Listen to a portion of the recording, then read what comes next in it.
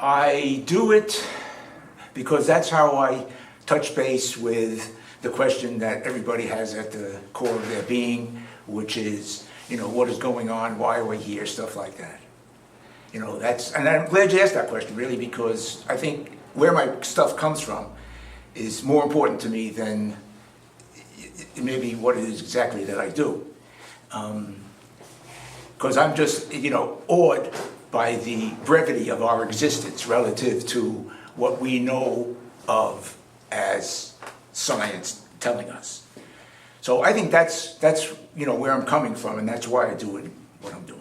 I do things that, and you're about to ask, but there are really three things that I wanted to, if I could, in this, interview, is I do large-scale projects. I've done I did this flag project in Maplewood last year. I was the leader of that project, and I guess maybe a lot of people will recognize it. And and this is what we're going to do this year. And we'll be putting a flyer out about that pretty soon. So leading community art projects is a global kind of a thing. And there's some connection, if you think about it, between that which I was trying to say before about why I make art and dealing in a large scale. I won't try to get into it now. It's only 5 minutes, and it probably confuse everybody anyhow. But bringing the energy of a whole lot of people together to bear over a period of time, and then having people bring those things to the field on July 4th, and we make an image. It's community involvement, and it's a worthy goal, I think. I looked at my video from last time, yesterday. This piece is something along the lines of where I was at before. I used small wooden shims like this one to make this circle.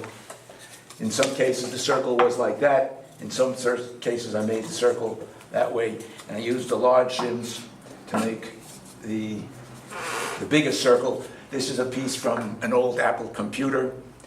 I think of it as being the heart of my piece. I said then, last time, I work and paint with materials. I think I do that in a more focused way now. I think my head is a little clearer than it was only as much as 3 years, or as little as 3 years ago, because I think I come to that place where I hope to be when I make art. I come with a little less baggage because I've come to understand myself a little bit better. So this is something I've just finished, and I guess it's not the best presentation. I carved this piece of wood. I then told I think I call him my nephew-in-law.